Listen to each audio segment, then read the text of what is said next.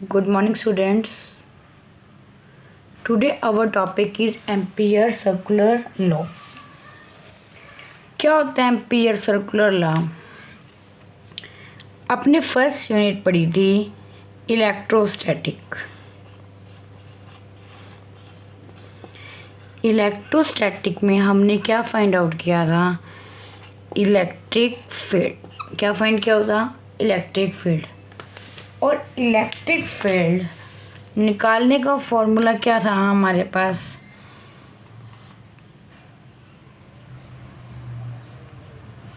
F by में Q या E is equal to Q by 4 pi epsilon not R का square. Clear? क्या electrostatic में तुमने कोई और फॉर्मूला पढ़ा है इलेक्ट्रिक फील्ड निकालने का? तुम कहोगे यस, वो फॉर्मूला था गॉस लॉ। क्लियर? अब गॉस लॉ क्या होता है कि कोई एक चार्ज है, उसके चारों एक इमेजिनरी तुमने क्या ड्रॉ किया था? स्फीयर। क्या ड्रॉ किया था? स्फीयर। गॉस लॉ क्या कहता है? E dot D S is equal to Q by epsilon not. देखो चार्ज है तो क्या बनेगा? Electric field. क्या जितना चार्ज है उतना इलेक्ट्रिक फील्ड बना है? नो। कितना इलेक्ट्रिक फील्ड बना है? ये कितना फ्लक्स बना है? Q by epsilon not. जो इस सरफेस के अंदर चार्ज है उसका क्या लेना है आपने? 1 बाय एप्सिलॉन नॉट। इतना क्या बना आपका? चार्ज। इलेक्ट्रिक फ्लक्स इतना क्या बना आपका? Electric flux. क्या कहा मैंने? जिस तरीके से इलेक्ट्रोस्टैटिक्स में इलेक्ट्रिक फील्ड निकालने का एक तरीका होता है, हमारे पास क्या तरीका होता है? वो गॉस लॉ। ठीक है, उसी तरीके से मैग्नेटिक फील्ड निकालने का हमारे पास एक लॉ बना, उस एम्पियर लॉ बोलते हैं उसको, ampere circular law, circular law. Clear? देखो चार्ज है, चार्ज होगा तभी फ्लक्स बनेगा, चार्ज होगा तभी इलेक्ट्रिक फील्ड बनेगा। क्या जितना चार्ज है उतना फील्ड बना रहा है? नो। क्या बना रहा है? उसका 1 बाय एप्सिलॉन नॉट टाइम्स। क्या बना रहा है? उसका 1 bye epsilon not times. Clear? ठीक है। अब जैसे फ्लक्स बनाने के लिए यहाँ पे क्या होना चाहिए? चार्ज जरूरी होना चाहिए। इसी चीज़ को हम कंपेयर करेंगे मैग्नेटिक फील्ड में। ठीक है, कैसे कंपेयर करेंगे? इसके लिए आपको क्या चाहिए? Current carrying wire. क्या चाहिए? Current carrying wire. जिस तरीके से इलेक्ट्रिक फील्ड बनाने के लिए आपको चार्ज की नीड होती है, उसी तरीके से हमें मैग्नेटिक फील्ड बनाने के लिए क्या जरूरत होती है? करंट की। क्या नीड होती है? करंट की। तो सबसे पहले मैंने इनफाइनाइट लॉन्ग क्या ले ली? वायर ले ली। अब हमें क्या निकालनी है? इसके अराउंड मैग्नेटिक फील्ड। तो क्या यूज़ करोगे आप? Right hand rule. क्या यूज़ करोगे? Right hand thumb rule. जो ये थंब होता है, क्या होता है? थंब। वो डायरेक्शन ऑफ करंट बताता है। जो ये फिंगर्स को हम कर्ल करते हैं वो रिप्रेजेंट करता है मैग्नेटिक फील्ड। अब आप ध्यान से देखो, ये एक इनफाइनाइट लॉन्ग वायर है, इसमें से कितना करंट जा रहा है? आई। तो इसको थंब कहाँ जा रहा है? ऊपर की साइड करंट। तो थंब मैंने क्या रख दिया? ऊपर। अब इस फिंगर्स को क्या करते जाओ? कर्ल्स कर दिया। कर्ल्स। जब ये कर्ल्स आप करोगे तो कर्ल्स आपको क्या देगा? Magnetic field. क्या देगा? Magnetic field. तो ये इस कर्ल्स ने हमें क्या दे दिया? Magnetic field.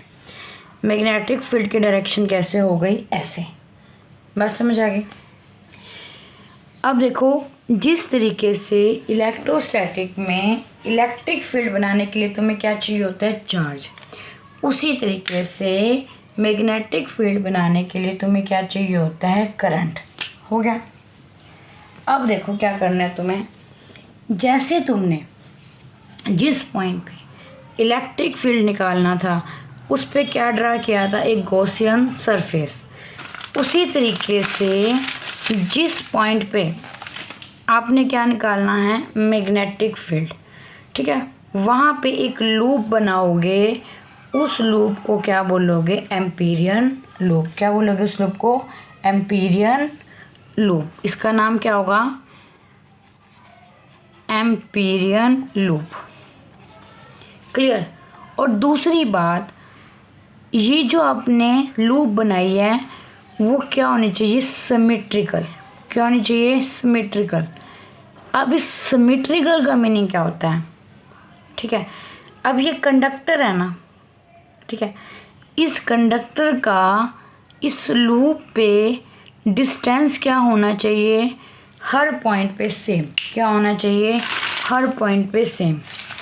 और दूसरी बात, सिमेट्रिकल से हम ये भी समझ सकते हैं, अब देखो ये लूप बोल रही हूँ मैं, लूप का मीनिंग क्या होता है, जिस पॉइंट पे आपने मैग्नेटिक फील्ड निकालना है, एक वायर ले लो पतली सी, मान लो इस एल लेंथ की मैंने वायर ले ली। इस वायर को आप किस फॉर्म में रख दो, इस लूप के फॉर्म में रख दो, इस रिंग की फॉर्म में रख दो, तो इसलिए इसको हम बोलते हैं एम्पीरियन लूप। क्या बोलते हैं, एम्पीरियन लूप। गॉस में हमने क्या किया था, एरिया, उसको सरफेस एरिया में टर्म में बात करी थी। यहाँ किस टर्म में बात करोगे, लूप। लूप मीन्स जिस पॉइंट पे आपने मैग्नेटिक फील्ड निकालना है, जैसे मान लो इस पॉइंट पे निकालना है, यहाँ पे एक लेंथ, जैसे एल लेंथ का मान लो थ्रेड लिया, उसको ऐसे रिंग की फॉर्म में रख दो या लूप की फॉर्म में रख दो, तो ये क्या आपका बन जाएगी, एम्पीरियन लूप। क्या बन जाएगी, एम्पीरियन लूप। इतनी बात समझ आ गई। दूसरी बात क्या है इसमें, देखो कि ये लूप क्या होनी चाहिए, सिमेट्रिक होनी चाहिए। क्या होनी चाहिए, सिमेट्रिक। इस सिमेट्रिक का मीनिंग और क्या समझ सकते हो, देखो ये मेरी डायरेक्शन आई थी बी की, जब मेरा करंट ऐसे था ऊपर की साइड, थंब क्या रिप्रेजेंट करेगा, डायरेक्शन ऑफ करंट। इस फिंगर्स को जब आप कर्ल्स करोगे, क्या करोगे, curls, it gives the direction of magnetic field. Clear. तो क्या करना है, यहाँ से एक छोटा सा एलिमेंट काट लिया मैंने, मान लो डी एल। क्या काट लिया, डी एल। जो डायरेक्शन बी की होती है वही डायरेक्शन किसकी होगी, डी एल की। क्लियर। जो डायरेक्शन बी की होती है वही डायरेक्शन किसकी लेनी होती है, डी एल की। तो यहाँ पे देखो ये ये क्या है आपका बी, तो जो डायरेक्शन बी की है वही डायरेक्शन आपकी क्या है, डी एल की है। ठीक है। अब सिमेट्रिकल का मीनिंग क्या है, देखो जो डायरेक्शन बी की है, जो डायरेक्शन डी एल की है, तो इनके बीच में एंगल कितना बना, 0 डिग्री। कितना बना, 0 डिग्री। क्लियर। अब इनके बीच में जब एंगल आपका 0 डिग्री बना है, तो मतलब क्या है, चाहे आप इस लूप पे कोई भी पॉइंट ले लो, हर पॉइंट पे बी और डी एल क्या आ रहा है आपका, सेम। क्या आ रहा है, सेम। अगर हर पॉइंट पे बी और डी एल आपका सेम आ रहा है, तो आपकी ये लूप कैसी है, सिमेट्रिकल। क्या है, सिमेट्रिकल। और इन दोनों के बीच में एंगल क्या है, सेम।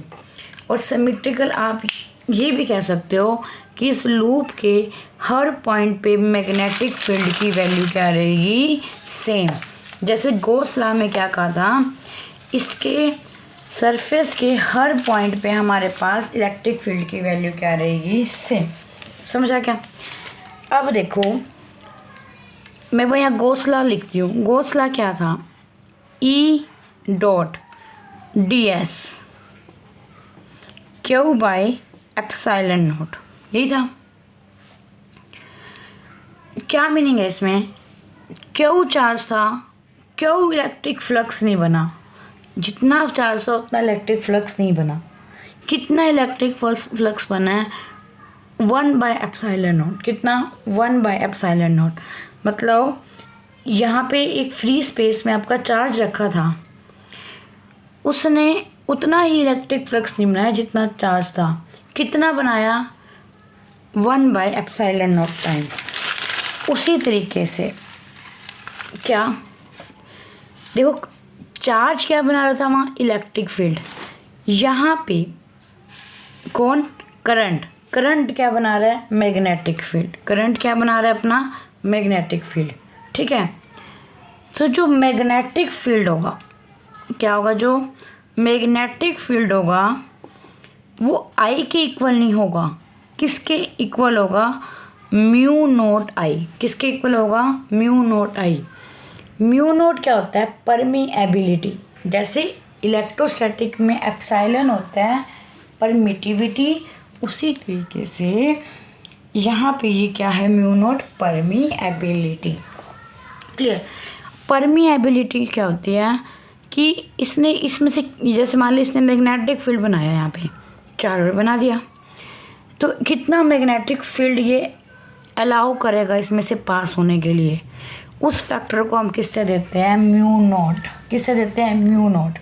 ठीक है, अब देखो ये क्या है, लूप है ना, वहाँ पे क्या था, एरिया, तो वहाँ पे हमने ds लिया था, ये लूप है इसलिए यहाँ पे हमने क्या लिया, dl। तो इसको क्या बोलेंगे, लाइन इंटीग्रल। क्या बोलेंगे, लाइन इंटीग्रल।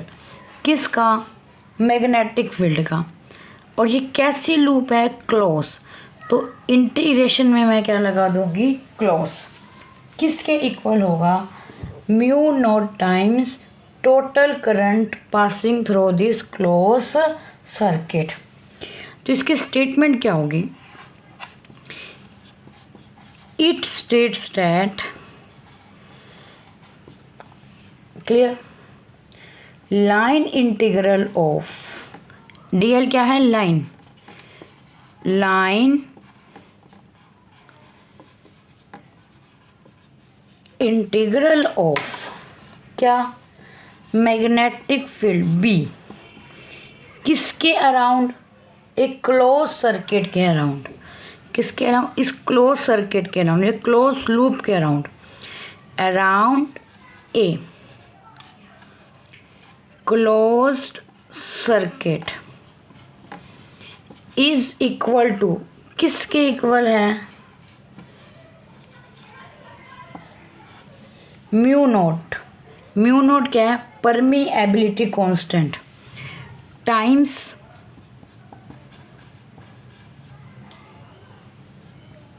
कितना करंट है टोटल, आई।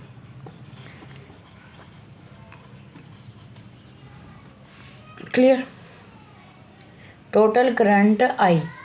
और ये करंट कहाँ से पास हो रहा है, इस क्लोज सर्किट से, पासिंग थ्रू क्लोज्ड सर्किट। समझ आ गया, line integral of magnetic field close circuit की किसके इक्वल होगा, म्यू नॉट टाइम्स उस क्लोज सर्किट में से कितना करंट जा रहा है, जब आई। क्लियर, ये एम्पियर लॉ है। अब देखो एक बहुत क्वेश्चन है इजी सा, क्या क्वेश्चन है वो, देखो जैसे मान लो ये हमारे पास एक करंट कैरिंग वायर थी, ये भी एक लूप है इसके चारों, ये भी एक मैग्नेटिक फील्ड है। समझ आएगी बात, इसमें से मान लो करंट कितना जा रहा है, आई। कितना करंट लूप में से जा रहा है, आई। क्लियर। अब देखो जो ये हमारे पास इनफाइनाइट लॉन्ग वायर है वो कितना करंट बनाएगी, आई। कितना करंट बनाएगी, आई। ठीक है, तो चाहे ये लूप हो, चाहे ये लूप हो, चाहे ये लूप हो, वो कितना मैग्नेटिक फील्ड देगी, म्यू नॉट टाइम्स आई। कितना देगी, mu not times I. Clear. अब इसका मीनिंग क्या है, देखो मैं एक एग्जांपल से समझाती हूँ, ये बात ध्यान से समझो कि मान लो इस करंट ने कितना मैग्नेटिक फील्ड बनाया, 5 माइक्रो टेस्ला, क्योंकि Tesla is the unit of the magnetic field, बनाया। अब देखो ये लूप है, ये पहली लूप है, इस पहली लूप को मैं क्या करूं, 5 इक्वल पार्ट्स में डिवाइड कर दूं। इक्वल पार्ट्स में डिवाइड कर दूँ मतलब डीएल डीएल डीएल उसके क्या हो गए एलिमेंट। मान लो इसकी लेंथ कितनी है वायर की या लूप की 5 सेंटीमीटर। क्लियर। अब इस 5 सेंटीमीटर को तुमने ऐसे क्लोज लूप में रख दिया। इसको तुमने 5 इक्वल पार्ट्स में डिवाइड कर दिया। अगर 5 इक्वल पार्ट्स में डिवाइड करोगे तो हर डीएल एलिमेंट्स के पास कितना मैग्नेटिक फील्ड आएगा? 10 माइक्रो टेस्ला। ये बात क्लियर है? ठीक है। अगर इस 5 माइक्रो टेस्ला मैग्नेटिक फील्ड को मैं इस लूप में डिवाइड कर दूं, मान लो ये लूप 5 इक्वल पार्ट्स में डिवाइड है, तो हर एलिमेंट के पास कितना मैग्नेटिक फील्ड आएगा? 10 माइक्रो टेस्ला। कितना आएगा? 10 माइक्रो टेस्ला। क्लियर।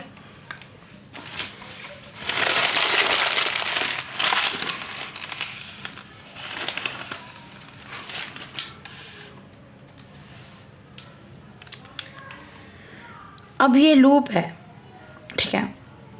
अब इस लूप को मैंने 10 इक्वल पार्ट्स में डिवाइड कर दिया। कितने पार्ट्स में डिवाइड कर दिया? 10 इक्वल पार्ट्स में क्या कर दिया? डिवाइड।